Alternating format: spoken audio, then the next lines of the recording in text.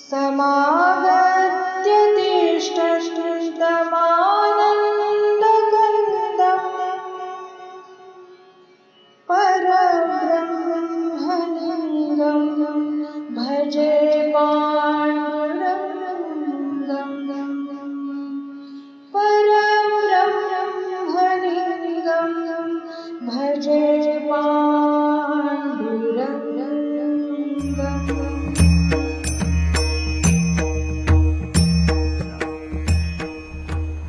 श्री देवी शारदा,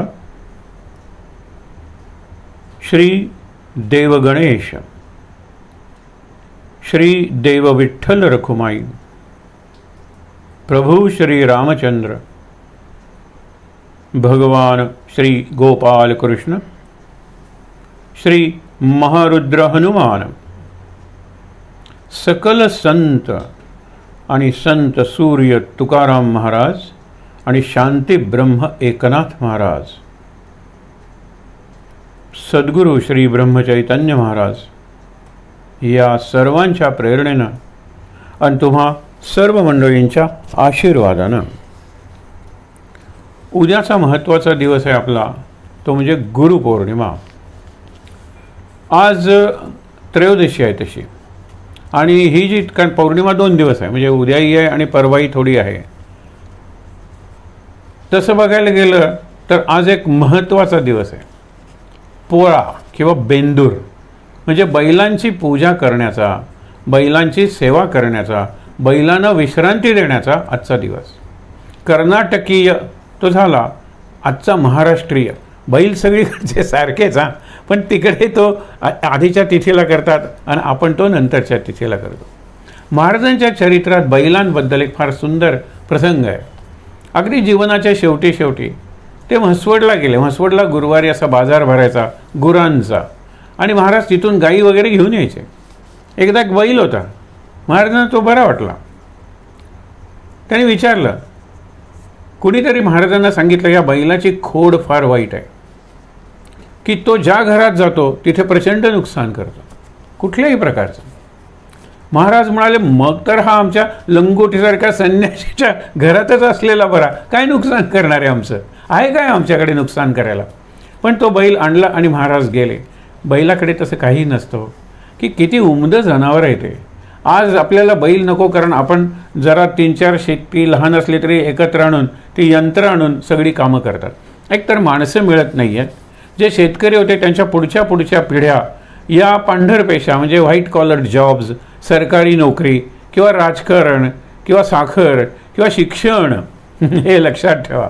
शिवाजीराव भोसलेंची एक मुलाखत ऐकली, त्याच्यात ते फार जपून बोलत होते, कोणालाही न दुखवता, पण म्हणाले की ज्यांनी विशेष शिक्षण स्वतःच्या शिक्षण घेतलं नाही अशी मंडळी सध्या शिक्षण महर्षी झालेली आहेत। त्यांच्या हाताखाली 100पेक्षा जास्त शिक्षण संस्था आहेत। त्यामुळे शिकण्याची त्यांना तिथे परंपराच नाही निर्माण करायची, तो एक व्यापार झालेला आहे, धंदा झालेला आहे। त्यांनी धंदाच शब्द वापरला। सांगायचा मुद्दा काय आहे की आता बैल हा लोकांना नकोसा झाला आहे, कुणी घेत नाही बैलाला। फक्त गोशाळा वगैरे असतील तिथे वगैरे बैलांना घेतात, कारण बैल शेतीला कुठे, आणि बैल करतो का माहिती आहे ना, त्याच्या अंगात मस्ती असते। गाईला टाकलेलं तो सगळं खाऊन टाकतो, म्हणजे असे बैल अगदी आमच्या जवळच्या लोकांच्या घरी आहेत। या बैलाचं करायचं काय, कत्तलखान्यात तर आपण देऊ शकत नाही, आणि कोणी म्हणजे कोणीही बैल घ्यायला तयार नाही आहे। पण महाराजांच्या काळात गोष्ट निराळी होती की अजूनही काही ठिकाणी खेड्यात बैलांच्याकडूनच शेती केली जाते, आणि आपण नेहमीच म्हणतो ऋषी, कृषी, वृष्टी आणि वृषभ। वृषभ म्हणजे बैल, हे सगळे परस्परांना पूरक आहेत। कृषी करतो तोच ऋषी, कृषीसाठी वृष्टी पाहिजे, वृष्टी आणि वृषभ एकत्र आले की शेती होते। आणि भारतासारख्या कृषीप्रधान देशात त्याला महत्त्व इतकं दिलेलं आहे की आदी नाथ शंकर जो आहे ते शंकराचं वाहन नंदी आहे। आधी नंदीला नमस्कार आणि नंतर शंकराला, अशी एक प्रथा आहे अनेक ठिकाणी। आणि मूर्तिशास्त्र जे आहे ना त्याच्यात नंदीची स्थापना अशा पद्धतीने किंवा अशा उंचीवर करायला पाहिजे की नंदीच्या शिंगावर मी 2 बोटं ठेवली तर या खिडकीतून मला शिवलिंग दिसलं पाहिजे। मग शिवलिंग जर उंचावर असेल तर नंदी प्लॅटफॉर्म करून उंचावर असतो, तो एक नियम आहे। म्हणजे मला क्रोधावर विजय मिळवायचा आहे आणि त्याचं जे वृषण असतं मागे तिथे धरायचं. मला कामवासनेवर विजय मिळवायचा आहे. काम आणि क्रोध याच्यावर विजय मिळवण्यासाठी नंदी तुझ्या माध्यमातून मी शंकराचं दर्शन घेतोय. किती सुंदर आहे हा भाव. आपण उद्या हा विषय बघणार आहोत की एक बाह्य उपासना आहे, एक आंतर उपासना आहे आणि एक मध्य उपासना आहे. सहज तुम्हाला उदाहरण म्हणून आज एकच सांगतो, उद्या हा विचार जरा जास्त स्पष्ट करून सांगूया. तर महाराजांना तुम्हाला सांगितलं, महाराजांनी बैल घेतला आणि काही दिवसातच महाराज गेले. पण बैल हा सर्व दृष्टीने मालकाशी एकनिष्ठ असतो. किती प्रकारची कामं त्याच्याकडून करून घेतली जातात, शेवटपर्यंत बिचारा काम करतो.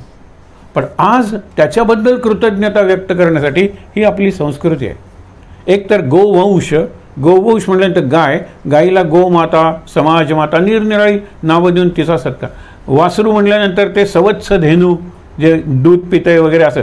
बैल मोठा म्हणून एक दिवस त्याच्यासाठी, मग त्याची सेवा करतात, त्याला रंगवतात, सजवतात आणि छान त्याला पुरणपोळी ओवाळतात, पुरणपोळी वगैरे खायला घालतात आणि आजचा दिवस विश्रांती त्याला, तो आजचा दिवस आहे.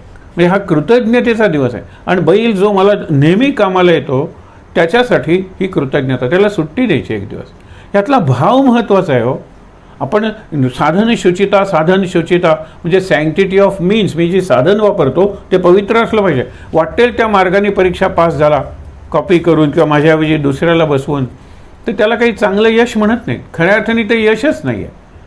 तर चांगलं मान पाहिजे, साधनं चांगली पाहिजेत आणि साधनाला वर्षभर नाही वापरायचं, एक दिवस सुट्टी द्यायची. त्याला आपण शस्त्रपूजा किंवा साधनपूजा म्हणतो. दसऱ्याला सुट्टी असते आणि सगळे शस्त्र म्हणजे विद्यार्थी असतात ते सुद्धा आपली टाक, पेन्सिल, दौत, पेन काय असेल त्याची पूजा करतात, कारण ती माझी शिक्षणाची साधन आहे. हा फार सुंदर विचार आहे. तर मी तुम्हाला सांगत होतो की बाह्य पूजा म्हणजे आपल्याला एक्सपर्ट होता पण त्याच्यात, ही जी षोडशोपचारे पूजा करतो वगैरे ही बाह्य पूजा बाहेरची, ज्याच्यात कर्मकांड, विधी, उपचार या गोष्टी असतात आणि ती करण्यासाठी कुणीतरी मध्यस्थ लागतो. आणि तुम्ही म्हणाल नाही मी केली, मी भटजींना वगैरे यावर्षी बोलवलं नाही, मीच गणपती बसवला. पुस्तक असेल बरोबर किंवा व्हिडिओ असेल ते बघून तू पूजा केली असेल, कुणीतरी मध्यस्थ लागतो. आत मला माझ्या देवाचं दर्शन घ्यायचं आहे, मला मध्यस्थ नकोच. आणि उलट मध्यस्थ आला ना तर ते डिस्ट्रॅक्शन आहे, ते एका अर्थाने माझ्या लक्षापासून दूर भटकणं आहे. म्हणून लक्षात घ्या. मग मध्य उपासना म्हणजे काय? ही बाह्य उपासना जी आहे ना त्याच्यावर थोडंसं चिंतन करायचं. फक्त एक आपण घेऊया, मारुतीला मंगळवार का? हां. मारुतीला शनिवार का? हां. मारुतीला तेल का? मारुतीला 11 प्रदक्षिणा का? मारुती म्हणजे काय? बजरंग बली म्हणजे काय? हनुमान म्हणजे काय? आंजनेय म्हणजे काय? ह्याच्यावर विचार करूया ना. आणि त्याला 11 प्रदक्षिणा घालायच्या. 11 का आणि प्रदक्षिणा म्हणजे काय हे समजून नको का घ्यायला? आणि मग मानस अंतरंगातली उपासना ही आणखीन सूक्ष्म आहे. पण ह्याला निदान तुम्ही जे करता त्याला काय महत्त्व आहे? पत्री. आता ही पत्री औषधी आहे आणि पावसाळ्यात निरनिराळ्या प्रकारचे रोग होतात आणि त्याच्यावर जी पत्री आपण गणपतीला वाहतो, प्रत्येक जे पान आहे ना त्याला कुठला ना कुठला तरी औषधी गुण आहे. आपण तुळशीला महान बनवलेलं आहे, पण ते बोरीचं पान किंवा सगळी पानं, त्या पानात कुठला ना कुठला तरी औषधी गुण असतो. आज आपण काय विचार करणार आहोत? सुरुवातीला स्वभाव बदलता येतो असं परवा एक विधान केलं. एक पुस्तकच आहे, गीता स्वभाव बदलण्याचं शास्त्र. आणि खरंच आहे ते. शिक्षण हे स्वभाव बदलण्याचं शास्त्र आहे. आणि शिक्षणात सुद्धा निरनिराळे जे सिद्धांत आहेत किंवा थिअरीज, त्याच्यात एक सब्लिमेशन ऑफ माइंड ऑर इन्स्टिंक्ट्स, म्हणजे जे मी जनावरासारखं वागतो लगेच, ते हळूहळू मी शांत नको का व्हायला, विचार नको का करायला. आणि आपण बघितलं स्वभाव म्हणजे तुम्हाला काय वाटतं? काम ते अजून पहिल्यांदा रागवत होते तसेच रागवतात. अरे पण पहिल्यांदा त्यांची मतं काय होती? खवळून येत होते. रागवण्याचे प्रसंग पूर्वी किती होते? हां, ते साधारणतः 24 तासात 24 असायचे. आता किती आहेत? आता 2-4दा रागवतात. हा फरक नाही आहे का? अरे स्वभाव बदलतोच. काळ हे स्वभावावर पहिला प्रभाव पडणारा एक घटक आहे, काळ. आणि मी जे वाचन करतो, चिंतन करतो, सत्संग करतो, निरनिराळ्या व्यक्तींच्या जीवनाकडे बघतो, अरे माझ्यापेक्षा अर्ध उत्पन्न याचं, पण तो माझ्यापेक्षा दुप्पट शांत आहे, समाधानी आहे, आनंदी आहे. लोक त्याच्याकडे जातात, आपल्या अडचणी त्याला सांगतात आणि मी त्याचा बॉस, मला कोणी विचारत नाही आहे. असा विचार केला ना की मी हळूहळू त्याच्या शांत स्वभावाचं रहस्य काय. मग तो म्हणतील माझे गुरु आहेत, मी अनुग्रह घेतलेला आहे, मग माझाही तो मार्ग सुरू होतो. स्वभावाला औषध आहे. स्वभावाला औषध आध्यात्मिक उपासना, अनुग्रह आणि मुख्य म्हणजे काय, चिंतन, अंतरंगेची उपासना, हे स्वभाव बदलण्याला. आता तुकारामाचा एक अभंग सांगितला जातो, तो अभंग आपण वाचूया. पण लक्षात घ्या, मजेदार अभंग आहे तुकारामाचा. आधी होता वाघ्या. वाघ्या म्हणजे मुरळी, वाघ्या जेजुरीला तो उदो उदो अंबाबाई, तो त्या मुरळीबरोबर नाचतो ना, त्याला वाघ्या म्हणतात. दैवयोगे झाला पाग्या. पागा म्हणजे काय तर घोड्यांचा तबेला. पूर्वी घोडदळ असायचं, राजाकडे अनेक घोडे असायचे. पूर्वी हा नाचत होता, त्याला काही प्रतिष्ठा नव्हती. आता तो तबेलदार झाला ना, तबेल्याचा मुख्य झाला, परंतु त्याचा येळकोट राहीना. उदो उदो हे आंबा नाचणं वगैरे ते काही त्याचं राहीना, मूळ स्वभावच राहीना. इकडे स्वभाव म्हणलेला आहे, आणखीन 2-3 वापरतो. तुकारामाला स्वभाव म्हणजे काय म्हणायचं आहे, मूळ स्वभाव जाईना, त्याचा येळकोट राहीना. आधी होता ग्रामजोशी. पूर्वी गावात जोशी असायचे आणि ते पंचांग वगैरे वाचून दाखवायचे, नवीन किंवा मुहूर्त काढून द्यायचे, ज्योतिष वगैरे पाहायचे. आणि म्हणून आधी होता ग्रामजोशी. राज्यपद आले त्याची, त्याला राजा झाला तो दैवयोगाने म्हणा. त्याचे पंचांग राहीना, मूळ स्वभाव राहीना. म्हणजे राजा जरी झाला, हे काय आज कुठली तिथी आहे, काय आहे वगैरे, हे सगळं तो, त्याचे पंचांग जाईना, मूळ स्वभाव जाईना. आधी होती दासी. पट्टराणी केली तिची. ती दासी सुंदर वगैरे असेल, पट्टराणी झाली, पण तिचे हिंडणे राहीना. म्हणजे तिचे हिंडणं म्हणजे भटकणं, इकडे तिकडे तिकडे, आता याच्या घरात त्याच्या घरात, याचं त्याला, हे कशाला, तर तू पट्टराणी झालीस ना, बस ना आरामात. तिचे हिंडणे जाईना म्हणजे भटकणं जाईना, मूळ स्वभाव जाईना. आधी होता संत संग. आता तुका झाला पांडुरंग. आधी होता संत संग, आणि त्या संत संग, सत्संग, अखंड नामानुसंधान, यामुळे तुका झाला पांडुरंग. केवढा अधिकार. हे मगाशी राज्यपद मिळालं, हो की नाही, किंवा ती पट्टराणी झाली, किंवा तो पाग्या झाला, हे साधी कुठे ना कुठे, आता पांडुरंग झाला की. म्हणजे आधी होता संत संग, तुका झाला पांडुरंग, त्याचे भजन राहीना, मूळ स्वभाव राहीना. मूळ स्वभाव पडिले म्हणतो ना, वळण इंद्रिया सकाळ, इंद्रियांचं वळण आहे ते. आणि आता स्वभाव काय, स्वभाव म्हणजे बाकीचं कुठे, पट्टराणी झाल्यानंतर इकडे तिकडे भटकत असेल, पण त्याच्यात बाकीच्या गोष्टी, हे पाहिजे ते पाहिजे, मला ते देता का, ते थांबलं असेल ना, पट्टराणी झालेली आहे. म्हणून मूळ सवय जात नाही. स्वभावचा अर्थ आहे इथे जुनी सवय, काम करता करता झालेली सवय झाली. म्हणजे डस्टर आपटणारा मास्तर रिटायर झाल्यानंतर घरात सुद्धा काहीतरी आपटत राहतो, मला हे अजून कसं आणलं नाहीत वगैरे. सवय आहे ती, स्वभाव नाही आहे हा, हे लक्षात ठेवा. मूळ सवय जाई ना, म्हणून स्वभावाला औषध आहे, स्वभाव बदलतोच. म्हणून तुकाराम जे आहेत, त्या तुकारामांचा एक रचना आपण बघितली. आता नाथांची एक रचना बघून आपण एक फार महत्त्वाच्या विषयाकडे वळणार आहोत. नाथांची मोठी रचना आहे, पण त्याच्यात संध्या झाली हा शब्द दोनदा आलेला आहे. संध्या झाली, संदेह माझा गेला. संध्या म्हणजे संध्याकाळ असाही अर्थ होतो. आणि संध्या म्हणजे हे जे केशवायनवा नारायण आपण करतो, मुंज झाल्यानंतर बटू करतो आणि पुढे आयुष्यभर ती करायची असते, अशी ती संध्या. निदान सूर्योदय आणि सूर्यास्त या वेळेला संध्या करतात. म्हणून झाली संध्या, संदेह माझा गेला, आत्माराम हृदय सहजी आला. हे पाहिजे ना, म्हणजे जीवनाची संध्याकाळ झाली, जीवनातले एवढे अनुभव, किंवा मी संध्या केली, संध्या केल्यानंतर काय झालं, आत्माराम, मी वर्षानुवर्ष संध्या करतोय, तर अत्यंत सहज आत्माराम जो दिसत नव्हता वगैरे माझ्या हृदयात आला, आणि हृदयातून माझ्या जीवनात त्याचं प्रतिबिंब दिसायला लागलं, किंवा त्याचा लोकांना प्रभाव दिसायला लागला त्या आत्म्याचा. गुरुकृपा निर्मळ भागीरथी. गुरुकृपा झाली, ती निर्मळ भागीरथी. शांती क्षमा यमुना सरस्वती. यमुना सरस्वती, शांती आणि क्षमा, ऐशी पदे एकत्र जेथे होती. आता पद कुठली, शांती, क्षमा, गुरुकृपा, आत्माराम हृदयातला, ही सगळी पदं एकत्र झाल्यानंतर काय होतं, ऐशी पदे एकत्र जेथे होती, स्वानुभव स्नान हे मुक्त स्थिती. स्वानुभव आणि स्नान आहे, नदी आहेत ना तिन्ही, गंगा यमुना सरस्वती, त्याच्यात स्नान करून काय तर जीवनमुक्ती, मुक्तावस्था, मुक्तीचा अनुभव जिवंतपणे घ्यायचा. तुम्ही घेतला. सद्बुद्धीचे घालून पद्मासन. पद्मासन सद्बुद्धी म्हणजे शुद्ध बुद्धी म्हणजे आत्मबुद्धी. आता देहबुद्धी मला उरलीच नाही, त्यामुळे तुम्ही माझा काय अपमान करणार आहात? तुम्ही माझ्या देहाचा अपमान करताय. तुम्ही मला अगदी माझ्या डोळ्यांवरून, माझे डोळे तिरळे आहेत म्हणून काहीतरी बोललात. डोळ्यांना बोललाय, मला कुठे म्हणलायत? मी कुठे तिरळा? म्हणून आपण म्हणतो ना की ऊस डोंगा परी रस नव्हे डोंगा, तसा चोखा आहे ना हा बाहेरून डोंगा काळा असेल, कुरूप असेल, पण काय भूललासी वरली या रंगा. हे वरलं सोंग असेल, वरलं डोंग असेल, वरला रंग असेल, आतला रस ऊसाचा महत्त्वाचा आहे. तसं माझं मन काय वेडवाकडं आहे काय? नदी वेडीवाकडे असते पण पाणी वेडवाकडं असतं काय?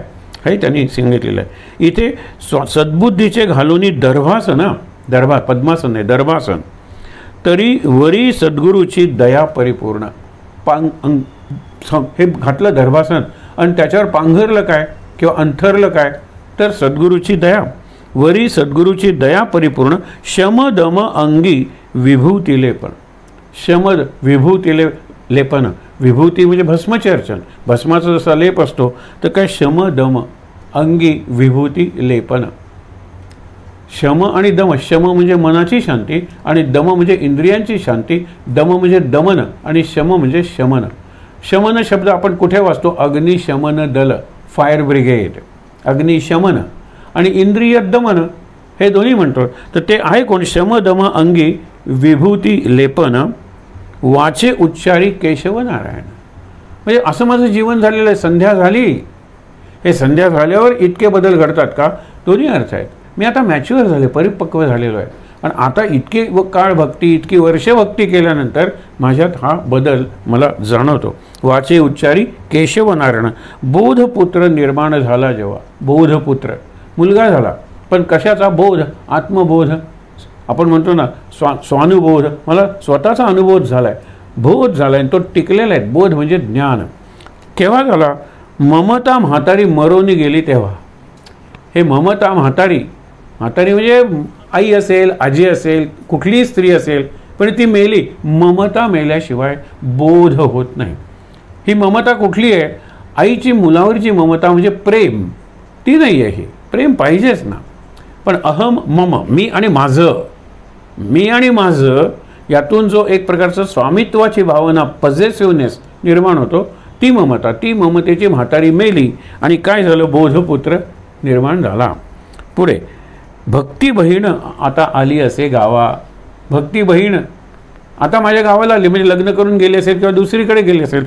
भक्ती बहीण आली असे गावा, आता संध्या करू मी कशी केव्हा.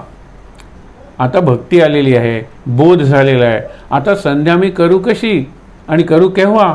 मग खरं म्हणजे करू कशाला? आता गरज आहे का काही? विठ्ठल पहावे गेलो, विठ्ठल होऊन या ठेलो. आता कशाला विठ्ठलाचं नाम पाहिजे? आता कशाला विठ्ठलाची पूजा पाहिजे? विठ्ठलाचं कीर्तन पाहिजे? पण तुकाराम म्हणतात त्यात मला गंमत वाटते, खरा आनंद माझा कीर्तन करण्यात आहे, म्हणून मला तुझ्यापासून थोडी विभक्ती पाहिजे. ही जी विभक्ती आहे, म्हणजे तुझ्यापासून मी तुटलो किंवा जरा दुरावलो, परत मी भक्ती करून तोच दुवा सांधणार आहे, तो सेतू बांधणार आहे. मग शेवटी काय म्हणतात? सहज कर्मे झाली ब्रह्मार्पण. ही सगळी माझी कर्म आहेत ना, ती सहज व्हायला लागली, काही कष्ट नाही आहे. पण ती ब्रह्मार्पण, त्यातल्या त्या अर्पणमस्तू, आपण कृष्णार्पणमस्तू, ही ब्रह्मार्पणमस्तू. ब्रह्म म्हणजे अल्टिमेट आहे ना. हे कृष्णार्पण, रामार्पण, हे असे निरनिराळे करण्याच्या ब्रह्मार्पण झाली माझी कर्म. एकतर कर्म सहज झाली आणि कर्म ब्रह्मार्पण झाली. ऐसी ऐकोनी निवती साधूजन. हे ऐकल्यानंतर साधूजनांना खूप बरं वाटतं. अरे एवढा बदल झाला तुमच्यात, आमच्यातही असा बदल घडला पाहिजे. त्याच्यासाठी उपासना कशी करायची हा विषय आता आपण सुरू करत आहोत. म्हणजे ऐसी ऐकोनी निवती साधूजन, जन नोहे अवघाची जनार्दन. जनी जनार्दन कोणाला दिसला? आपण म्हणतो जनी जनार्दन कोणाला दिसला? एका जनार्दन. एका जनार्दन आहे. जनार्दन स्वामींचा जो एक आहे त्याला जनी जनार्दन दिसला. मग आता सगळा अनुभव झालाच की जनी म्हणजे सगळीकडे, जनी वनी राणी सगळीकडे जनार्दन दिसायला लागला. एका जनार्दनी लाभली निज खूण. ही आत्मखूण आहे. महाराज म्हणतात ना की मी गेलो पण जेथे नाम तेथे माझे प्राण ही सांभाळावी खूण. ही महाराजांनी निज खूण सांगितलेली आहे की माझी खूण काय आहे? तर माझी खूण हीच आहे, नाम घेत राहा. तिथे मी आहेच, माझे प्राणच आहे तिथे, म्हणजे मी जिवंत आहे, ही माझी निजखूण आहे. हे काय म्हणतात, जन नोहे अवघाची जनार्दन, एका जनार्दने लाधली निजखूण. हा माझा आत्मपरिचय आहे. कारण मी जसा आहे तसेच इतर सगळे आहेत, चर आणि अचर, सजीव आणि निर्जीव, सगळीकडे तोच परमेश्वर आहे. आणि हा मला आत अनुभव आलेला आहे. मला माझी खूण पटलेली आहे की मी सगळ्यांच्यात आणि सगळे माझ्यात, ही माझी निजखूण आहे. हे सगळं संतांचं झालं. हे 2 संत आहेत त्यांचं. आता सहज सांगायला हरकत नाही आहे, तुमच्यापैकी अनेक जण जास्त अनुभवी आहेत, जास्त शिकलेले आहेत, त्यांनी जास्त उपासना केलेली आहे, आणि मुख्य म्हणजे काय, वाचन चिंतनही तुमचं खूप जास्त असण्याची शक्यता आहे. परंतु आम्ही वांतेला जो एक प्रयोग सुरू केला, त्याला आता नाहीतरी 27-28 वर्ष झाली. सुरुवातीला मार्गदर्शन कुणाचं होतं, तर मार्गदर्शन कुणाचंच नव्हतं, ग्रंथ होते. ग्रंथ हाच गुरु म्हणतात ना, तसे ग्रंथ हेच गुरु झाले. कुणाचे ग्रंथ, संतांचे ग्रंथ होते, पण त्या संतांचे ग्रंथ पिळून त्याचं सत्व काढून आपल्या अनुभवातून स्टेप बाय स्टेप स्पष्ट केलं बाबा बेलसरेने. आणि म्हणून आपण ज्यावेळेला गुरुपूजन करतो गुरुपौर्णिमेला, त्यावेळेला आपण एका बाजूला व्यास, मध्ये महाराज, किंवा मध्ये व्यास ठेवतो, नाही पण मध्ये महाराज असतातच, एका बाजूला व्यास आणि एका बाजूला बाबा असे असतात. आणि म्हणून आम्ही लोकांना फोटोही पाठवलेले आहेत. काल तुम्हाला उल्लेख केला होता की चित्र पाठवलेले आहेत की याची प्रिंटआउट काढून तुम्ही योग्य प्रमाणात करा. आणि गुरुपूजन आपण घरीच करणार आहोत, कारण परिस्थिती अजून तशी फार बदललेली नाही, निर्बंध आहेतच एकत्र येण्याला. म्हणून बाबांनी जी पुस्तकं लिहिली, काही 60sमध्ये लिहिली, 60s, म्हणजे ती 40 वर्ष आणि 60 वर्ष झाली. त्यावेळेला त्यांनी सांगितलेलं आज कसं उपयोगी पडणार आहे. कारण ज्यावेळेला सांगितलं त्यावेळेला टी व्हीही नव्हता, बरोबर, आणि मोबाईल तर नव्हताच, अरे कॉम्प्युटर नव्हते एवढे घराघरात भारतात. मग त्यावेळेला ह्या गोष्टी सोप्या होत्या.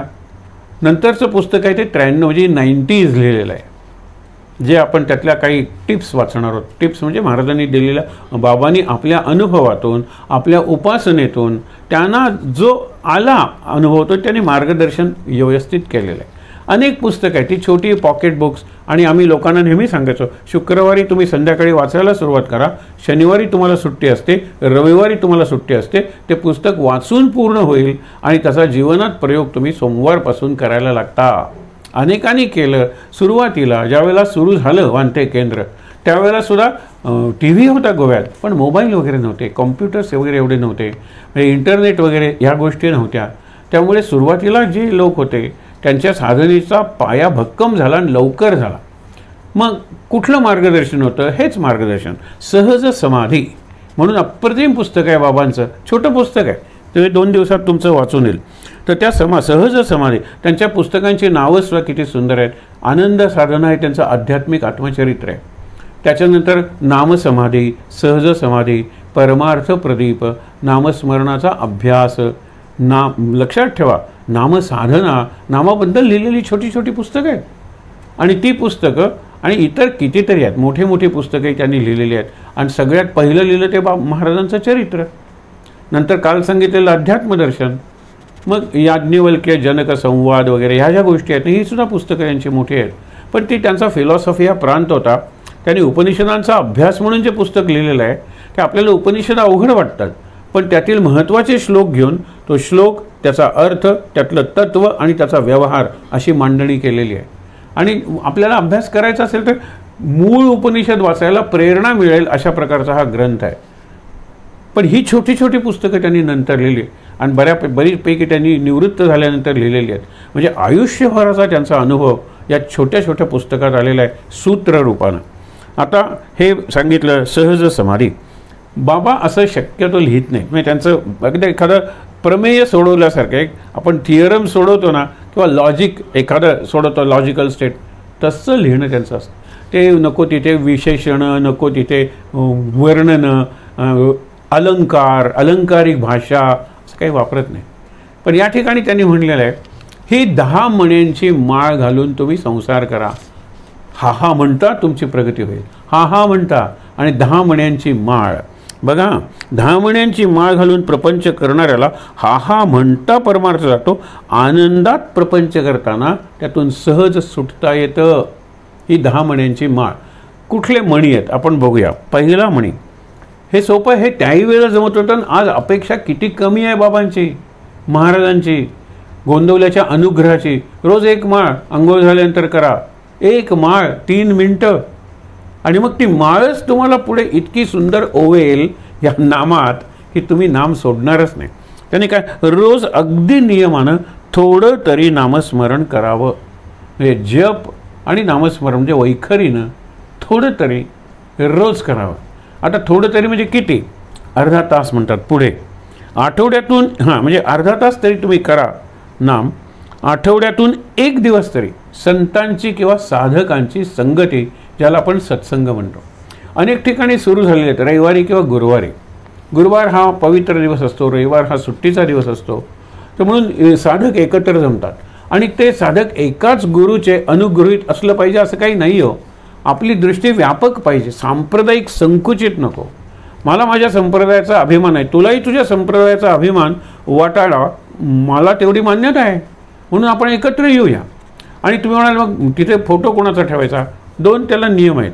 एक म्हणजे ज्या वास्तूत ही सत्संग साधना घडते, दर आठवड्याची बदलती असू शकते ना. 10 जण एकत्र येतात, आज याच्या घरी उद्या त्याच्या घरी, तर त्या घरी जो गुरु असतो त्या गुरुचा फोटो समोर ठेवायचा. मग साईबाबा असतील, स्वामी समर्थ असतील, गोंदवलेकर महाराज असतील, कुठलाही, किंवा दत्तगुरू, गुरूंचा गुरु. आणि आरती कोणाची म्हणायची? दत्तगुरूंची आरती सगळ्यांना येते. हे कशामुळे होतं? ह्याला इन्क्लुझिव्ह म्हणतात. आमच्याकडे आम्ही दुसरीकडे जाणार नाही, दुसऱ्यांनी आमच्याकडे यायचं नाही, हे एक्सक्लुझिव्ह आहे. असे काही संप्रदाय आहेत, ते संप्रदाय वाढले नाहीत आणि ते विकृत होते संप्रदाय. त्यांनी आपल्या एकंदर अध्यात्माचंच नुकसान केलं. पण जाऊ दे, तो विषय नाही आहे आपला. मला काय सांगायचं आहे की ज्या वेळेला आपण म्हणतो की आठवड्यातून 1 दिवस तरी संतांचे, आता संत आपल्याला कुठे गुरु मिळणार आहेत, नाही, साधकांचे, साधकांनी एकत्र येऊया आणि तो सत्संग करा. आणि या सत्संगामुळे होतं काय, नित्य सत्संग करा आणि त्याच्यात सातत्य ठेवा. नित्य म्हणजे जो नित्य आहे सद्गुरू आणि परमेश्वर, तेच दोघंजण नित्य आहेत. दोघंजण नाहीत, एकच आहे तो सद्गुरू म्हणजेच परमेश्वर, परब्रह्म. त्याच्यानंतर आता पुढचं फार महत्त्वाचं आहे. सांसारिक चर्चा आपण करतो त्या क्षेत्रातील किंवा व्यवसायातील घटना, अन्य साधकांची चिकित्सा, बघा तो कसं करतोय. आता बघा 2 मिनिटात तो झोपेल की नाही, हे दुसऱ्यावर फोकस कशाला पाहिजे. अन्य साधकांची चिकित्सा आणि फालतू पुस्तकांचं वाचन टाळावं. आता फालतू पुस्तकं आहेत कुठली? एक तर अध्यात्म सोडून असलेली पुस्तकं. आता संतांचं चरित्र तुम्हाला मिळालेलं आहे, संतांच्या चरित्रावर किंवा जीवनावर आधारलेली कादंबरी आहे, तर कादंबरी वाचू नका, कारण त्यात लेखक आलेला असतो ना. चरित्र वाचा. चरित्र हे बऱ्यापैकी फॅक्च्युअल म्हणजे वस्तुस्थितीला धरून असतं, आणि कादंबरीत विलास असतो, त्याची कल्पनाशक्ती असते, कुणाची? त्या लेखकाची किंवा कवीची. म्हणून मूळ पुस्तक चरित्र वाचलं तरी चालेल. नंतर कोणतेही वर्तमानपत्र अथपासून इतीपर्यंत वाचू नये. आणि व्यवसाय परत्वे वाचा. ज्यांना शेअर्सचा व्यवसाय त्यांनी शेअर्सची पानं वाचावी. ज्यांचा व्यवसाय व्यापाराचा आहे, सोने चांदीचे भाव वगैरे, हे त्यांनी बघावेत. पण एरवी महाराज म्हणतात वर्तमानपत्र म्हणजे जगाचा उकिरडा. तो कशाला मनात आणता? कारण आपण नुसतं वर्तमानपत्र वाचून थांबत नाही. आपण वाटच बघत होतो तो मित्र कधी गाडीत भेटतो, बसमध्ये वगैरे, चर्चा, वाद, आणि तो वाद ऑफिसमध्ये चालू होतो. मग आणखीन 4 बेकार माणसं भेटतात. तिकडे काम ज्यांचं आहे ती आलेली माणसं ताटकळत उभी असतात. पण यांच्या गप्पा, हा पक्ष तो पक्ष, ही पार्टी ती पार्टी, डेमोक्रेसी भारताला नको, काय वाटेल ते, हा भ्रष्टाचार. मग कशाला वर्तमानपत्र वाचता? वर्तमानपत्र वाचून जर अस्वस्थ होतो मी, हे जर मला कळलं. एक तुम्हाला सांगतो की अगदी निवृत्त एका मोठ्या संस्थेचे निवृत्त संचालक म्हणाले की विषण्ण होतं मन. काय ते हेडलाईन्स जरी वाचल्या किंवा न्यूज जरी टी व्हीवरच्या बघितल्या, तुमचा काय अनुभव आहे? म्हटलं मला हा अनुभव जेव्हा आला तेव्हापासून मी दोन्ही बंद केलं. आणि बंद करून माझा फायदा काय झाला विचाराल तर, रोज तुम्ही 3 रुपयाचं जरी वर्तमानपत्र घेतलं तरी 365 दिवसाचे 1000 रुपये होतात. 1 वर्ष तुम्ही वर्तमानपत्र घेतलं नाही तर ज्ञानेश्वरी, तुकारामाची गाथा, समर्थांचा दासबोध किंवा नाथांचा भागवत, हे 4 संत तुमच्या घरात येतात. आणि वर्तमानपत्राची व्याख्या काय? 1 दिवस वर्तमानपत्र, अनंत काळ रद्दी. अनंत काळाची ती रद्दी आहे. दुसऱ्या दिवशी वर्तमानपत्र वाचवत नाही आपल्याला. मग ती रद्दी वाचायची. म्हणजे जे मोस्ट पेरिशेबल अशी इन्फॉर्मेशन देतं. आणि हल्ली न्यूजपेपर हे न्यूजपेपर राहिलेले नाहीत, व्ह्यूज पेपर झालेले आहेत. जो मालक असेल ना त्या मालकाचा तुम्ही दृष्टिकोन पुढे, नाही तर तुम्हाला काढून टाकेल तो मालक आहे. त्याप्रमाणे सगळे श्रीमंत कारखानदार त्यांचीच ही वर्तमानपत्र आहेत की. म्हणून कारखानदारांच्या विरुद्ध कारखानदारांनी केलेला घोटाळा याच्यावर कधी काही आले, त्यांच्यावर कधी धाडी टाकल्या आहेत? कारण त्यांचीच वर्तमानपत्र आहेत. ते कशाला इन्व्हेस्टिगेटिव्ह रिपोर्टिंग म्हणतात ना, शोध पत्रकारिता कशाला करतील आपल्या व्यवसायाविरुद्ध? असू दे. मला काय सांगायचं आहे की कोणतेही वर्तमानपत्र अथपासून इतिपर्यंत वाचू नये म्हणून सांगितलेलं आहे. पुढे काय सांगितलं आहे अगदी छान आहे. प्रकृतीला सोसेल, वयाला झेपेल असाच योग्य आणि परिमित आहार करावा. मी गेली 50 वर्ष रोज भजी खात आलेलो आहे. एक जण सांगायला लागला. आणि नंतर ॲसिडिटी मला त्रास आहे आणि पुढे अल्सर्स झाले. रोज ते चमचमीत तळलेलं खाल्लं. आणि आता यांचं वय जर 70च्या पुढे आहे तर हा काय अभिमान आहे का माझा आहार मी बदललेला नाही आहे? अरे आहार बदला, हलका आहार पाहिजे, पचायला हलका आणि पोटही हलकं राहील. विशेषतः रात्रीचं जेवण हा अल्पाहार असला पाहिजे. वय वाढत गेलं की तो आणखीन कमी झाला पाहिजे. म्हणजे सकाळी उठल्यानंतर तुम्हाला ताजंतवानं वाटेल. हा एक महत्त्वाचा. आणि बाबा किती कमी खायचे हो. म्हणजे एखादी चपाती, थोडीशी डाळ वगैरे असेल तर, म्हणजे वरण वगैरे, किंवा काय साधं एखादं फळ वगैरे, इतका कमी आहार होता. आणि त्यामुळे ते जवळजवळ 90 वर्ष जळले ना. 90 त्यांनी प्रवेश केला होता. आणि शेवटपर्यंत खणखणीत आवाज होता, सुंदर मेमरी होती, इतर इंद्रियसुद्धा यांची बऱ्यापैकी शाबूत होती. हे कशामुळे? शिस्त, व्यायाम, आहार आणि दुसऱ्याचं कल्याण माझ्याकडून जे करता येईल असं मला जे माझ्या सद्गुरूंनी दिलेलं आहे त्याचा जास्तीत जास्त निरपेक्ष उपयोग, हे लक्षात घ्या. म्हणून ही पुढची जरा अवघड गोष्ट आहे. स्वतः अमानी राहायचं पण इतरांना मात्र मनापासून मान द्यायचा. म्हणजे मी अमानित, मला त्यांनी बाहेर उभं केलं पण तो जर आला ना तर मी धावत येईन. तुम्ही जरा बसा, म्हणजे 5 मिनटं माझी पूजा आहे ते करून घेऊ का? काही अरे तुम्ही पूजेतून कशाला उठलात? मी काय थांबलो असतो. मग पुढच्या वेळेला तो जरा सुधारेल. म्हणजे मी अमानित्व आहे, म्हणजे मान आणि अपमान त्याच्या पलीकडे आहे. समजायला एक उदाहरण आपण नेहमी घेतो ते बघूया. गवत, हरियाली आपण म्हणतो, पायाखाली तुडवलं जात आहे. नंतर पाऊस पडल्यानंतर टवटवीत होतं दुर्वा. दुर्वा गणपतीच्या माथ्यावर, म्हणजे काल पायाखाली, आज गणपतीच्या डोक्यावर, उद्या परत निर्माल्य म्हणून कुठल्या तरी डब्यात किंवा पाण्यात. हे अमानित्वम. मग आम्ही गणपतीच्या डोक्यावर गेल्यानंतर आम्ही गणपतीपेक्षा श्रेष्ठ आहोत असं मानत नाही. आणि अगदी तुडवलं गेल्यानंतर काय हे पददलित जीवन असंही आम्ही म्हणत नाही. तो अपमान नाही आहे आणि गणपतीच्या डोक्यावर असणं हा मान नाही आहे. आम्ही मान आणि अपमान याच्या पलीकडे अमान या अवस्थेत गेलेलो आहोत. दुसऱ्याला मात्र मी अपमानाच्या मानाच्या पलीकडे गेलेलो. दुसरा गेलेला नसेल ना त्याला मान द्या ना. आणि आउट ऑफ प्रपोर्शन मान द्या. आउट ऑफ द वे जाऊन, म्हणजे गरज नाही आहे तरी सुद्धा त्याला मान द्या. खोटा मान देऊ नका. खरा मान देण्यासारखं खूप असतं प्रत्येकात. आपल्या वागण्यात आणि साधनात ढोंग नसावं, ज्याला अदंभित्व म्हणलेलं आहे. ढोंग, बकत ध्यान, बगळ्याचं ध्यान म्हणतात ना, ते ढोंग आहे. तो असा उभा असतो छान एक पाय वर करून सोच, आणि माशाला वाटतं हे गवतच आहे. त्याचे पाय गवताच्या काड्यांसारखे असतात, तो वरती असतो. माशाखाली, माशाची दृष्टी सरळ सांगितलेलं हॉरिझॉन्टल. लायन्स आय व्ह्यू मागे बसणं, बर्ड्स आय व्ह्यू वरून पाहणं, आणि फिश आय व्ह्यू म्हणजे हॉरिझॉन्टल पाहणं. त्याला असं वरचं वगैरे काही दिसत नाही. तो म्हणतो गवताची काडी तर आहे म्हणून जातो आणि तो बघा बरोबर त्याचं ध्यान म्हणजे ध्यानच असतं, लक्षच असतं त्या माशांकडे. पण वरून तो अत्का निश्चल उभा असतो. आपल्याला वाटतं की हा एखादा योगीच आहे. अदंभित्वम. आणि दंभ करून आपण इतरांना फसवत नसतो तर स्वतःला फसवत असतो. कारण जे ढोंग मी करतो ते मला पुढे खरं वाटायला लागतं. मी लोकांना सांगतो मी रोज 4 वाजता उठतो, हे खरं खोटं असत्य आणि ढोंगच आहे. उठल्या उठल्या मी उपासनेला बसतो. पुढे पुढे आपल्याला खरं वाटतं. आणि म्हणून मुलांच्या देखत एकदा ज्या वेळेला म्हणतो, बाबा सगळ्यांच्या देखत म्हणून मी म्हणलो नाही, तुम्ही केव्हा दिवाळीला तरी 4ला उठता का तुम्ही? हे ढोंग आहे. मी तुझ्यापेक्षा आहे जास्त चांगला, होलियर दॅन दाऊ म्हणतात. तुझ्यापेक्षा I am holier than you. तू पवित्र आहेस, मी जास्त पवित्र आहे. तू अतिपवित्र आहेस, मी महापवित्र आहे. तू महापवित्र आहेस, मी परमपवित्र आहे. कोण सर्टिफिकेट देणार आहे? मीच मला देणार आहे सर्टिफिकेट. सावध राहा. त्याच्यानंतर आपल्या साधनांबद्दल आणि सद्गुरूंबद्दल वादविवाद घालू नका, कारण ते दोन्ही फार पवित्र असतात. मला साधन दिलेलं आहे, मला नाम दिलेलं आहे, प्रत्येकाला नामच देतील असं नाही. त्या साधनाबद्दल वाद घालू नका, कारण ते फार पवित्र आहे. आणि सद्गुरूंबद्दल वाद घालू नका. वाद म्हणजे काय, माझा सद्गुरू श्रेष्ठ आहे हाही वादाचा विषय होऊ शकतो, आणि तुझा सद्गुरू कनिष्ठ आहे हा विवादाचा विषय होऊ शकतो. म्हणून वाद विवाद टाळा. सद्गुरू आणि साधन ते दोन्ही पवित्र आहेत. माझे जसे पवित्र तसे तुझे पवित्र. संवाद साधा. माझ्या गुरुच्या चरित्रात हे सांगितलेलं आहे, तुझ्या गुरुच्या चरित्रात असा प्रसंग आहे का, असा तुम्ही संवाद साधा ना. म्हणजे तुम्ही त्याच्याकडून शिकाल, आपली उपासना पुढे न्याल आणि तो तुमच्यापासून शिकेल. व्यवहार न सोडता मनामध्ये संतोष वृत्ती बाळगण्याचा अभ्यास करावा. महाराज सुंदर उदाहरण आहे. व्यवहार सोडला नाही महाराजांनी, पण समाधानात होते.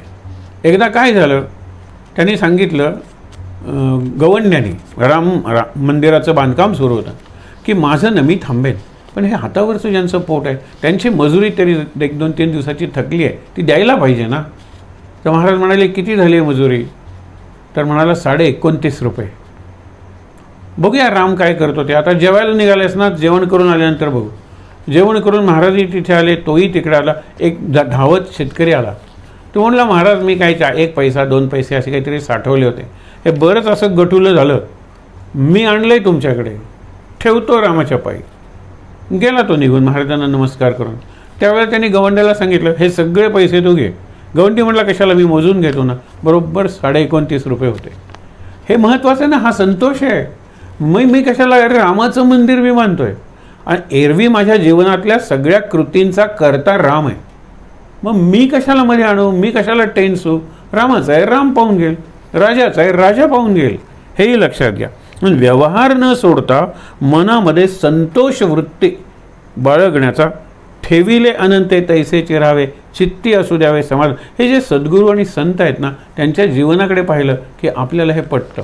एक तर त्यांना ढोंग नसतं, एक तर ते आत बाहेर सारखेच असतात. म्हणजे आत एक बाहेर एक असा प्रकार नसतो. आणि आत्ता सांगितल्याप्रमाणे त्यांना कशाची अपेक्षा नसते. आणि इथे व्यवहार सोडत नाहीत, ते व्यवहार करतात. आता एवढे लोक जेवायला घालायचे म्हणजे काय कमी, अरे हे आहे का बघा, ते आहे का बघा. महाराजांना सांगावंच लागायचं नाही. लोक म्हणायचे अरे बापरे हे आहे का. चला तुम्हाला एक गंमत सांगतो. सुरू केला उत्सव 1913ला महाराज गेले आणि 1914ला उत्सव पुढच्या वर्षी पुण्यतिथीचा, पहिली पुण्यतिथी महाराजांची, ब्रह्मानंद महाराज आले. आणि 14ला युद्ध सुरू झालं. आणि युद्ध सुरू झाल्यानंतर आहे ते अन्न पुरवायला पाहिजे. त्यावेळेला भारत अन्नाच्या बाबतीत नाही, बऱ्याच बाबतीत इतर देशांवर अवलंबून होता. आता 3 वर्ष दुष्काळ पडला तरी आपल्याकडे साठेल एवढं धान्य असतं आणि आपण एवढे कर्मदरिद्री आहोत की आपलं 20-25% धान्य रेल्वे स्टेशनवर कुजून वाया गेलं, कारण त्यांची भेट झाली नाही ना, पाठवलंच गेलं नाही. ते उंदरांनी खाल्लं, जळून गेलं. तरीसुद्धा आपल्याकडे बफर स्टॉक म्हणतात ना, सरप्लस असे फूड ग्रेन्स आपल्याकडे असतात. ही आत्ताची परिस्थिती आहे, त्यावेळेला नव्हतं. 1914 म्हणजे पहिलं महायुद्ध. महाराज जे म्हणायचे ना युद्ध सुरू झाले का बघा, केसरी आल्यानंतर बघा बघा कुठे बातमी आहे का युद्ध सुरू झाल्याची, महाराजांना कल्पना होते. आतून त्यांना कळलं होतं. आणि महाराज डिसेंबरमध्ये गेले, मेमध्ये युद्ध सुरू झालं. युद्ध सुरू झाल्यानंतर सगळ्यावर रेशनिंग आलं. रेशनिंग म्हणजे लोकांना तांदूळ मिळेल असे झाले. ज्वारी नाही तर मिलो, की जो तिकडे डुकरांना घालतात ते धान्य आपल्याकडे त्यांनी पाठवलं. वाईट नव्हतं ना, त्यांनी डुकरांना आम्ही घालतो ते तुम्हाला असं नाही आहे, पण आपल्याकडे काही लोकांनी तो प्रचार केला सुद्धा. ते ज्वारीच आहे ना, ती फक्त जरा निराळ्या प्रकारचे. आणि गहू आता पाठवले, नाही तर अमेरिका समुद्रात बुडवते गहू, कारण गव्हाच्या किमती इतक्या $, राहायला पाहिजेत पर टन. आणि खूप गहू बाजारात आला तर किमती उतरतील, आणि किमती उतरल्या तर तो शेतकरी दुसरं पीक काढेल. गहू कशाला करेल, मला नुकसान आलेलं आहे म्हणून बोटीच्या बोटी गहू नेऊन समुद्रात बुडवतात. म्हणजे तो साठा, डिमांड अँड सप्लाय म्हणतात ना, तो सप्लाय पुरवठा प्रमाणात राहतो आणि किमती केल्या जातात. आपल्याकडे नाही, कधी कांदा 1 पैसा किलो विकावा लागतो शेतकऱ्यांना. आणि नंतर शेतकरी घेऊन येतात, किती 1 टन कांदा घेऊन आलेले आहेत, आणि म्हणजे 1000 किलो घेऊन आलेले आहेत. आणि त्यातले 500 किलो जर संपले ना, तर उरलेला कांदा घरी परत न्यायला ट्रान्सपोर्टसाठी यांच्याकडे पैसे नसतात, म्हणून कांदा बाजारात टाकूनच ते निघून जातात. हे बघा ना तुम्ही, ह्या घडतात. हे मी कशासाठी तुम्हाला सांगतोय, व्यवहार सोडू नका. महाराजांनी व्यवहार सोडला नाही, पण ते पैशाच्या आकर्षणात कधी गुंतले नाहीत. व्यवहार न सोडता संतोष वृत्ती ठेविले अनंते. आणि शेवटचं सांगितलेलं आपलं जीवन म्हणजे प्रपंचही आला आणि परमार्थही आला, आध्यात्मिक उपासनाही आली आणि व्यवहारातले प्रयत्नही आले. हे सगळं भगवंताच्या इच्छेने चाललं आहे असं समजा. राम करता मी करता नाही, हे सगळं चाललं आहे, ही त्याची सत्ता आहे, ही त्याची लीला आहे. आणि सगळ्यात आपल्याला आवडता शब्द म्हणजे भगवंताची इच्छा आहे. मुलगा पास झाला भगवंताची इच्छा, नापास झाला भगवंताची इच्छा, फर्स्ट आला भगवंताची इच्छा. नाही आम्ही अभ्यास करूनच घेतला होता तसा, मी आणू नका म्हणे. आणि मी तुला इंजिनिअर केल्याशिवाय राहणार नाही, मी तुला डॉक्टर केल्याशिवाय राहणार नाही. हे केव्हा सांगतात? पोरगा अजून पहिलीत गेलेलं नाही आहे. मी नोकरी का करते माहीत आहे ना, तू अभ्यास केला पाहिजेस, आत्तापासून सांगते तुला. मी ह्याने आपलं जीवन व्यापलेलं असतं आणि म्हणून आपल्या मनात स्ट्रेस किंवा ताण असतो. आपण नर्व्हस होतो, आपल्याला एका प्रकारच्या एवढ्या दडपणाखाली आपण कायम असतो आणि मग खचून जातो किंवा वैफल्यग्रस्त फ्रस्ट्रेट होतो. हे आज अनेक जणांची अवस्था आहे. मी करता नाही, राम करता, सद्गुरू करता हे म्हणणं सोपं आहे. ही 10 महिन्यांची माळ आहे. आता पुढे त्यांनी नाम तुम्ही घ्यायला सुरुवात केली तर तुमची नामसाधना किती छान चालली पाहिजे हे सांगण्यासाठी त्यांनी आपल्याला जवळजवळ 24 सूत्र सांगितलेली आहेत. लक्षात घ्या बाबांनी. आपण 1 2 3 असं न म्हणता पहिलं सूत्र असं वाचूया. एक म्हणजे भगवंताचे अनुसंधान हा तुमच्या साधनेचा प्राण नावाचं एक पुस्तक आहे. भगवंताचं अनुसंधान ते 90sमध्ये म्हणजे 1994 साली वगैरे पहिली आवृत्ती आली. आणि आत्ताच आधीचं पुस्तक सांगितलं सहज समाधी ती 1964 साली आलेली आहे. हे 94 साली म्हणजे त्याच्यानंतर मोबाईल आला ना. 94 साली कम्प्युटर शाळेतून वगैरे अशी काही नव्हत्या गोष्टी, नंतर आल्या. म्हणजे त्यावेळेला यायला लागल्या होत्या. इतके चॅनल्स नव्हते. आता किती चॅनल्स झालेले आहेत बापरे. तुम्हाला सगळे चॅनल्स केबलवाला देतो. कारण उदाहरणार्थ भाषा, भारतात निदान 50 भाषातले चॅनल्स आहेत. सगळे देतो तुम्हाला. मल्याळम देतो, कन्नड देतो आणि बघ मी तुला किती चॅनल्स दिलेत. आपल्याला नकोच असतात तेवढे चॅनल्स, पण त्यावेळेला नव्हतेच तेवढे चॅनल्स. त्यावेळेला त्यांनी उपासनेबद्दल किंवा नामसाधनेबद्दल जे सांगितलेलं आहे आणि ते म्हणतात नाम घेणं म्हणजे काय. मुळात नाद आहे आणि नादाचा शब्द होतो, ध्वनीचा शब्द होतो आणि शब्दाचा आपण म्हणतो त्याला अर्थ असतो, त्याचा मंत्र बनतो, त्याचं नाम बनतं. नादानुसंधान हे कसं साधायचं, त्यासाठी काय केलं पाहिजे. जीवनशैली चातुर्मास्य आपण म्हणतोय, या चातुर्मासात जीवनशैली कशी असली पाहिजे.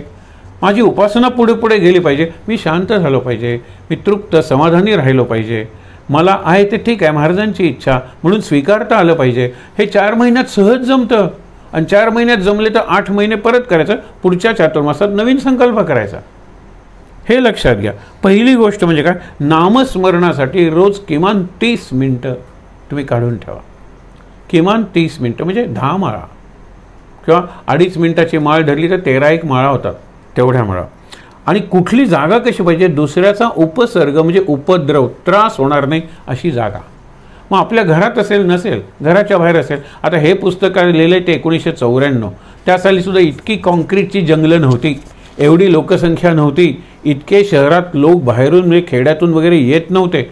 आज काय हो, जिकडे बघाल तिकडे ह्या कॉन्क्रीटचं जंगल म्हणजे झाडं उंच असतात जंगलातली, तशा या इमारती उंच.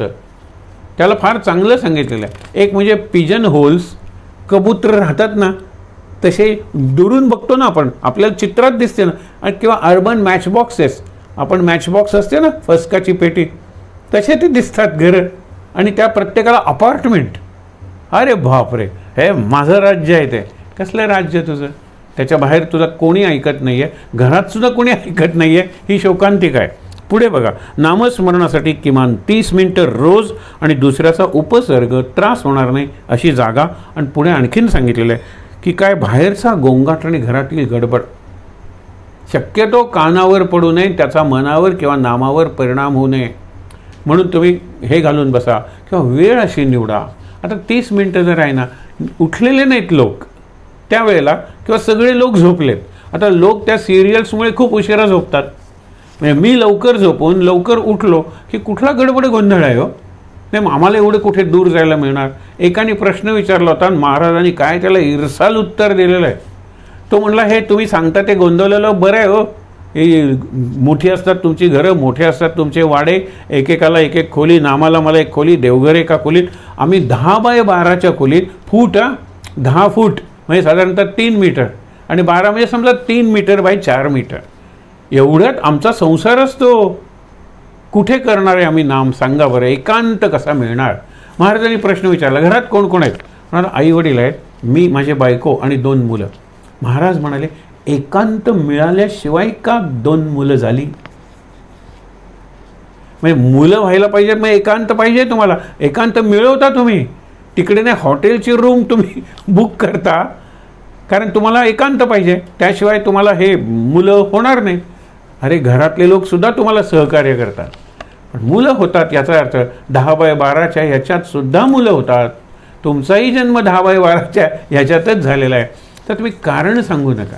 नाम घ्यायचं आहे, नाम हे मुलांपेक्षा जास्त महत्त्वाचं आहे. तर मी कोणती सबब सांगणार नाही, कारण सांगणार नाही. लेम एक्सक्यूज, लंगडी सबब की त्याला काही अर्थच नाही आहे. म्हणजे हेडमास्टर मला उद्या रजा पाहिजे. हां एक लक्षात ठेव, आत्तापर्यंत तू 7 मावशांना मारलेला आहेस, 8वी मावशी मारू नकोस, यावेळेला आत्या मेली असं सांग. आपल्याकडे तिकडे आंटी म्हटलं की सगळं येतं. आपल्याकडे मावशी आहे, मामी आहे, काकी आहे, आत्या आहे, किती आहेत मारायला. प्रत्येक वेळेला मावशी मावशी काय मावशी, 7 मावशा मारल्यास आत्तापर्यंत. ठीक आहे, म्हणून बाहेरचा गोंगाट आणि घरातली गडबड अशी एक जागा, जागेपेक्षाही वेळ निवडा. कारण वेळ आपल्याला तेवढ्या घरात मिळते. आणि तुम्हाला सांगतो की TV इथे चालू आहे आणि तुम्ही तिथे उपासनेला बसणार आहात तर 2 गोष्टी. हल्ली मेट्रोनोम वगैरे सारखे म्हणजे तबल्याचे वगैरे इलेक्ट्रॉनिक तबला इलेक्ट्रॉनिक मिळतात. त्याचा व्हॉल्यूम जरा तुम्ही जास्त ठेवलात ना तर हा सगळा आवाज ड्राऊन होतो, बुडून जातो. किंवा इकडे जोरात TV चालू आहे, तुम्ही श्रीराम जयराम जय जयराम श्रीराम जयराम म्हणजे मी म्हणलेलं कानातून मी ऐकलं ना की मला हा गोंगाट हे मी ठरवलं पाहिजे ना. किंवा हे यंत्र असतं श्रीराम जयराम जय जयराम यंत्राचा जरा व्हॉल्यूम वाढवायचा आणि मग हे सगळं बुडून जात. त्यांना सांगितलं तर बाबा कटकट तुम्ही आम्ही झोपल्यावर करा ना उपासना, शापच मिळतो माझ्या उपासनेला. म्हणून मी बदलणार, जग बदलणार नाही माझ्यासाठी. काही काही वाक्य लक्षात ठेवा की the world will not change for me but I can always change for the world. I may not gate what I like but I can always like what I get. पदरी पडलं पवित्र झालं. हे नवरं पदरी पडलं आणि पवित्र झालं. कसं आहे, असं आहे तसं आहे, काय करायचं, पदरात पडले आता पवित्रच म्हणायचं त्याला. एक लक्षात ठेवा, तसं आपण अशा पद्धतीने स्वतःची उपासना चालू ठेवायची. पण कानातून मनात जर गोंगाट गोंधळ गडबड गेली तर काय नाम तुमचं चालू राहणार आहे सांगा बरं. आधी आतून गडबड गोंधळ असतो त्याच्यावर पुढे उपाय सांगितला आहे. पण बाहेरचे फिजिकल ज्याला म्हणतात आधी भौतिक असे जे अडथळे आहेत, व्यत्यय आहेत ना, ते दूर करा ना तुम्ही आणि ते सहज होऊ शकतात. आता आसन, सपाट जमिनीवर मऊ आसन, स्थिर सुखम आसनम. आता जमिनीवर आसन घालून आम्हाला बसता येत नाही, तुम्ही खुर्चीवर बसा. तुम्हाला कितीही सांगितले, मला जर खाली बसायचंच असेल आणि मी जर तरुण असेल इन 40s पण माझी जीवनशैलीच अशी आहे की मी खाली कधी बसलोच नाही, पण मला खाली बसून सत्यनारायण करायचं आहे किंवा ती पूजा करायची, काही असू दे, तेव्हा मी सांगितलं आहे तुम्हाला की तुम्ही खुर्चीवर बसायची सवय आहे, जरा खाली ॲडजस्टेबल चेअर्स मिळतात. आता याच्या चेअर्स असतात ना डेंटिस्टच्या, त्या कशा पुढे मागे वगैरे कशाही सरकतात, ते खाली करा. पहिल्यांदा सांगा, पहिल्यांदा खुर्ची, नंतर चौरंग, नंतर पाठ, नंतर जमीन.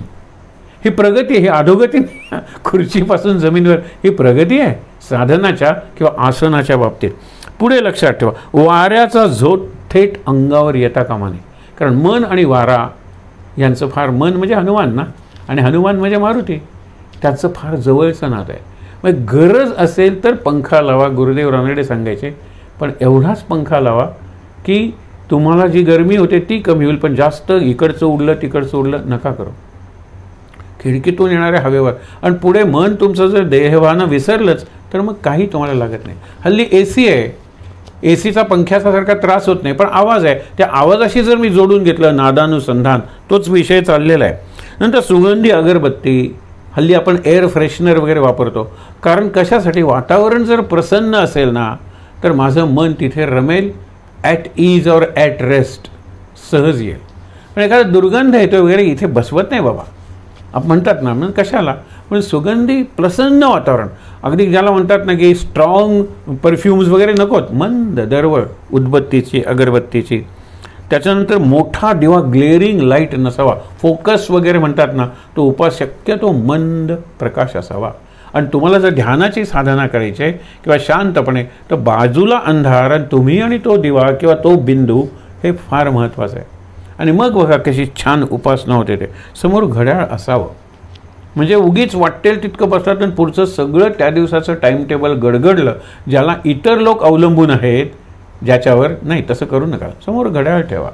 अगदी घड्याळाच्या टिकटिकप्रमाणे तुमचं नाम चाललं पाहिजे असं नाही, पण कुठेतरी ज्याला आपण म्हणतो ना तारतम्य पाहिजे, धरबंद पाहिजे ना थोडासा तरी, की मला 5 मिनटं उशीर झाला ठीक आहे, पण 2 तास नाही नाही, नामात मन रमलं वगैरे असं काही नाही. घड्याळ समोर पाहिजे. घड्याळाचा अलार्म लावून बसा. जर तुम्हाला वाटलं की आज उपासना खूप छान होणार आहे, पण मला तितकंच महत्त्वाचं काम आहे, मी अलार्म लावेन, घड्याळाचा गजर लावेन. पवित्र स्पर्श झालेली जपमाळ जास्त चांगली, म्हणून गोंदवल्याला जे घेतात ते महाराजांच्या समाधीला, आणि ते भटजीसुद्धा तिथले खूप चांगले आहेत. आणि ते सगळेच भटजी म्हणजे ते घेतात आणि ते लावतात. तिथे बाबा हे अपवित्र आहे ते सूत, अरे महाराजांच्या पादुका पवित्र काय, अपवित्रांना पवित्र करणारे आहेत ना. मग तिथे ही सूत आहे तिथे, ती माळ तिथे लावायची नाही, आता ते तिथे हे करायचं नाही. आपण म्हणतो ना तिथून सोहळ्यातच गेलं पाहिजे वगैरे, असं काही नाही हो. माळी पवित्र आहे आणि सद्गुरूंच्या पादुकाही पवित्र आहेत. किंवा ज्यांनी खूप नाम केलेलं आहे अशी एखादी व्यक्ती जी अधिकारी आहे, अध्यात्मातली अनुभवी आहे, किंवा माझी ज्याच्यावर श्रद्धा आहे, त्यांच्याकडून माळ घ्यावी. त्यांचा जो स्पर्श आहे त्यात एक आशीर्वाद असतो, एक आश्वासन असतं, आणि माझ्या एक उपासनेला किंवा साधनेला त्यातून मदत मिळणार असते. उपासनेची वेळ शक्यतो ठरलेली असावी. हा शक्यतो म्हणायलाच पाहिजे, कारण आपली कामच अशी झालेली आहेत की अनेक गोष्टी असतात की ज्या वेळेला आपल्या हाताबाहेर असतात त्या गोष्टी.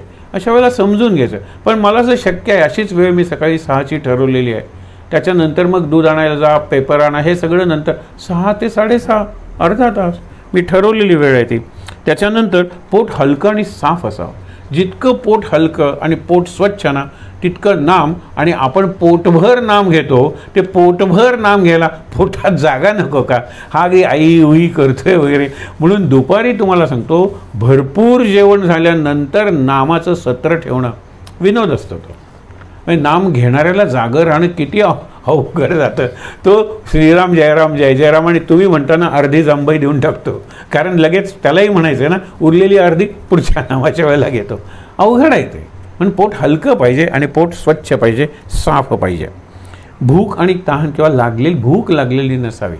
नाही तर पोटाची आठवण झाली, पाठीची आठवण झाली, पाठीला रग लागली, नाही मन नामात लागत. म्हणजे भूक लागलेली नसावी आणि तोंडात काही नसावं. पान, तंबाखू, तंबाखू लावले काय तंद्री लागते, अरे ती तंद्री देहाची आहे, आणि ही तंद्री समाधी वगैरे मन आणि मनाच्याही पलीकडची अवस्था आहे ती. उन्मनी वगैरे आपण शब्द वापरतो.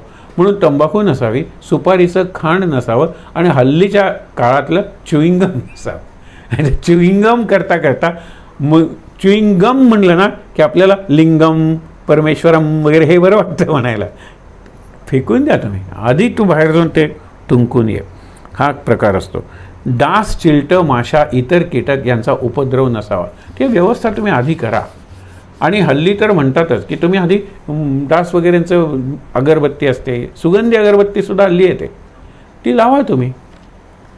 पण त्यांचा जर त्रास असेल तर तुमची खूप तयारी असेल तर यांचा त्रास तुम्हाला जाणवणार नाही.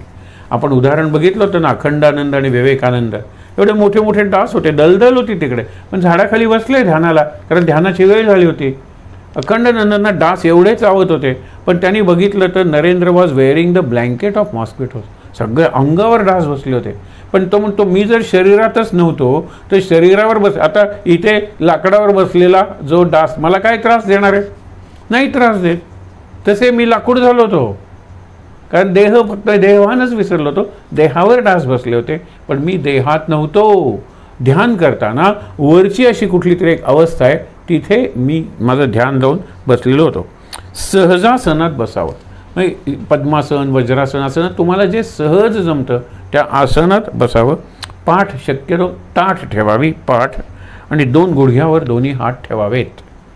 म्हणजे काय होतं, बॅलन्स्ड आहे हे बऱ्याच वेळेला असेच असतात ना, बुद्ध काय किंवा असा एखादा हात वगैरे असेल, पण दोन्ही हात गुडघ्यावर ठेवलेले आहेत.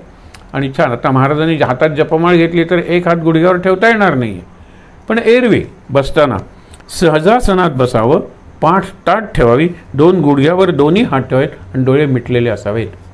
आता पुढे बघा, दृष्टी आतमध्ये गुरुचरणांवर म्हणजे पादुकांवर असावे. बाहेरच्या पादुका आहेत, पण आता डोळे मिटलेत ना, डोळे मिटल्यानंतर मला पादुका कुठे दिसणार आहेत, आतच दिसणार आहेत.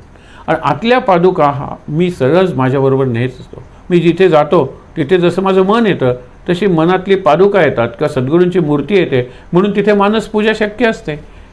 बाकीच्या पूजेला इतर साधनं वगैरे लागतात. अंतरंगाची जी पूजा आहे, उपासना आहे, सूक्ष्म उपासना आहे, त्याला कुठलंही साधन लागत नाही, आतच ते सगळं जमतं. म्हणून प्रथम मंत्र नाम गुणगुणावं, म्हणजे वैखरीने म्हणावं, श्रीराम जय राम जय जय राम, श्रीराम जय राम जय जय राम, असं करत करत हळूहळू म्हणत शांत, आणि मग मनात यावं. मग नंतर तोंड बंद करून मंत्र मनातल्या मनात घ्यावा. आता इथून पुरुषाच्या सूचना आहेत ना, त्या जपासाठी किंवा जप हे जे साधन आहे त्याच्यासाठी खूप चांगले आहेत. मनातल्या मनात चालू असताना मंत्र मनाच्या कानानं ऐकावा.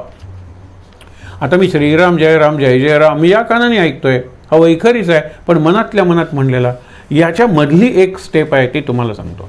त्याला उपजिह्व जप म्हणतात, उपांशु जप म्हणतात. म्हणजे श्रीराम जय राम हा वैखरीने झाला, हा मनात झाला, पण श्रीराम जय राम श्रीराम जय राम हा आहे ना, मला ऐकू येतोय, त्याच्यात एवढं मन तल्लीन होतं. म्हणजे मी उच्चार करतोय पण उच्चार स्पष्ट नाही आहे एवढा किंवा लाऊड नाही आहे की इतरांना ऐकू जाईल, असं म्हणजे मनातल्या कानानं ऐकावा. मनातला जप सवयीनं जमेल का, 2 महिन्याच्या सतत सवयीने तुम्हाला जमेल नक्की. आणि मनातल्या मनात मंत्र चालू असताना तो मनातल्या कानानं ऐकावा, ही मानसपूजाच आहे ना. त्याच्यानंतर हा अभ्यास दृढ झाला की श्वासोच्छ्वासामध्ये समत्व येतं. आपला जो इरेग्युलर ब्रीदिंग असतं ना ते रेग्युलर होतं, कारण मनाचा कान, नाम, श्वास हे सगळं आपण म्हणतो इंटिग्रेट होतं, एकात्म होतं, एकजीव होतं, एकमेकात मिसळून जातं. आणि म्हणून श्वासाला एक सुंदर लय निर्माण होते. आणि ही लय इतकी शांत असते ना की माझ्या चेहऱ्यावर प्रसन्न हास्य असतं. बुद्ध, विवेकानंद यांच्या ध्यानावस्थेतले बघा, त्यांच्याकडे बघितलं की प्रसन्न वाटतं. लय आहे सुंदर. मनाची ही समाधान वृत्ती वाढत जाणं, हे रोज अर्धा तास जरी असं नामस्मरण झालं तरी मनाला खूप समाधान मिळतं. आणि मनाची समाधान वृत्ती वाढत जाणं हे प्रगतीचं लक्षण आहे. माझी नामात प्रगती झाली, कसं समजावं? समाधान आहे का, पूर्वीपेक्षा जास्त शांत आहे का, कुठल्याही परिस्थितीत नाही मी तृप्त आहे असं वाटतं का, प्रगती होती आहे, प्रगती झालेली आहे. त्याच्यानंतर हे सगळ्यात त्यासाठी दिवसभरात वेळ मिळेल तेव्हा कोठेही आतमध्ये लक्ष वळवून नामाच्या नादावर गुंगून जावं. म्हणजे श्रीराम आता उच्चार झाले, पण आपल्याला ओंकार सगळीकडे ऐकू येतो ना, ह्याच्याला ऐकू येतो, ह्याच्या पंख्यात ऐकू येतो, मिक्सरमध्ये ऐकू येतो, ट्रक चढावर जातोय ऐकू येतो, सगळीकडे ओंकार भरून राहिलेला आहे. आणि तो आदिनाद आहे ना, अंतर्नाद आहे, अनाहत नाद आहे, हे नुसते शब्द नाही आहेत, ह्याचा अनुभव आपल्याला यायला लागतो. आणि तो स्थिर झाला की मग व्यवहार नीट होऊन नामस्मरण स्थिरावलं असं तुम्ही समजा. मग व्यवहारही होईल आणि नाम स्थिर झालेलं आहे, कारण मी मनाच्या कानानं ते ऐकतोय. माझं श्वास आणि ती लय नामाची, माझं मन सगळं स्थिर झालेलं आहे, शांत झालेलं आहे. आणि शेवटी म्हणतात सबंध शरीर नामानं भरून जाणं, हे त्याचं पर्यवसान. हे इतकं सगळं झालं की शरीर नामानं भरून जातं. अगदी लक्षात ठेवा, शरीर चालताना मी जितका चालतो तितका भगवंत बरोबर चालतो, हे शेवटचं सूत्र सांगितलं आहे. महाराजांची आई म्हणायच्या ना गीताई, की पुढे इतकं माझं रामनाम व्हायला लागलं की मी जातो तिथे मारुती माझ्याबरोबर आहे असं मला वाटायचं. आणि त्यामुळे मी कधी घाबरलेच नाही. मारुती माझ्याबरोबर आहे, महाराज माझ्याबरोबर आहे, प्रवासात महाराज माझ्याबरोबर आहेत. आणि म्हणून जगाच्या नादीला, हे शेवटचं वाक्य लिहिते, जगाच्या नादी लागून प्रसंगी भगवंताचं सान्निध्य सुटलं तर फार दुःख होतं. इतकी जर अवस्था झाली तर जरा जरी आपलं मन नामापासून दूर गेलं, काय ते जावं लागलं रे, लग्न जवळच्याच होतं, एरवी माझी इच्छा नव्हती जायची, या भावनेतून शरणागत भाव. पण करायचं काय, बऱ्याच गोष्टी आपल्या हातात नसतात, आपण परिस्थितीला शरण असतो मग त्यापेक्षा सद्गुरूंना शरण जाणं चांगलं नाही का? म्हणून साधक सगळं सोडून नामस्मरणाला बसतो आणि हीच संतांना वेळ लावणारी नामामृताची गोडी आहे. हीच नामामृताची गोडी आहे. शेवटी एक प्रयोग तुम्हाला सांगतो, जो प्रयोग आपण सहज करू शकतो, की कुठलाही एक बिंदू, भिंतीवरचा थोडा डाग असेल तरी चालेल, किंवा सगळी अगरबत्तीचं टोक जरी असेल तरी चालतं, त्याच्याकडे लक्ष ठेवा आणि तो बिंदू मनात साठवा आणि बघत राहा. आणि तो इतका छान आपल्याला दिसतो. आत्ता मी नुसतं म्हणलं तरीसुद्धा मला मनात या 2 धुळ्यांच्या मागे मला तो बिंदू दिसतोय आणि संपूर्ण दिवसभर मी ते उदबत्तीचं जळतं टोक बघत सगळे व्यवहार करेन. हा प्रयोग तुम्ही करून बघा. पुढे पुढे जरा अवघड मी विद्यार्थ्यांवर हे प्रयोग करून सांगतोय. ह्यातून जे कॉन्सन्ट्रेशन वाढतं ना, आणि एक ज्याला नामकेंद्री उपासना म्हणतो, ज्याला नामप्रधान उपासना म्हणतो, किंवा ज्याला नामपरायण उपासना म्हणतो. म्हणून आपण जसे हरिभक्ती परायण होतो, आपण ग्रंथांची पारायण करतो, तर आज स्वतःला सांगूया की नामपरायण होऊया. आणि नामपरायण झालो तर व्यासाना, कारण व्यास उभारून सांगतो ना, हरिमुखे म्हणा हरिमुख, व्यासाने सांगितलेलं आहे, महाराजांनी तर सांगितलेलंच आहे, आणि बाबांनी तर नामाचा ध्यासच घेतला होता. म्हणून नामपरायण होणं हे या सगळ्यांना आवडेल. आणि त्यासाठी आपण मनातल्या मनात संकल्प करूया, शांत.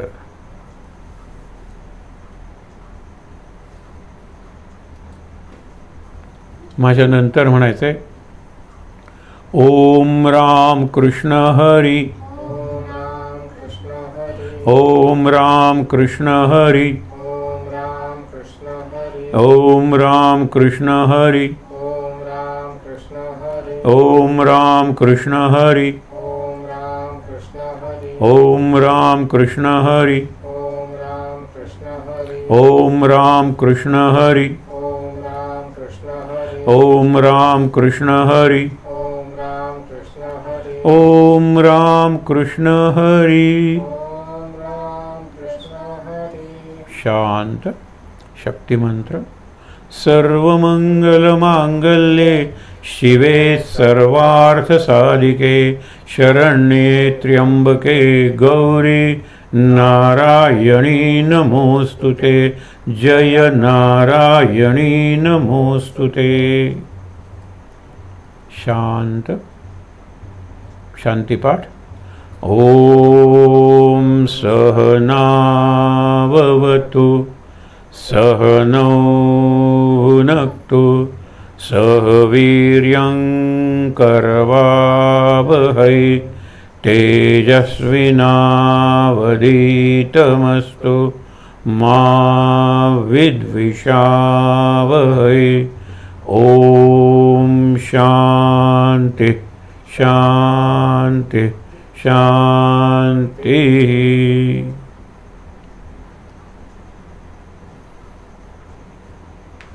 तीनदा दीर्घ श्वासोच्छ्वास.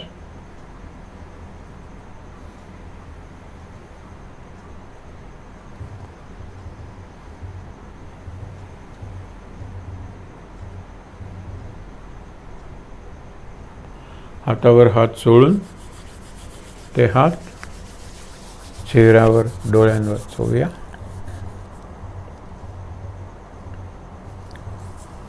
अगदी सावकाश डोळे उघडून समोरचे ज्ञानोबा, सद्गुरुनाथ, तुकोबा माऊली, नाथ, एकनाथ आणि ह्या सगळ्यांचं परब्रह्म असलेलं विटेवरचं विठ्ठल रखुमाई, सगळ्यांचं दर्शन घेऊया. शांत आनंद. महाराज महाराज महाराज.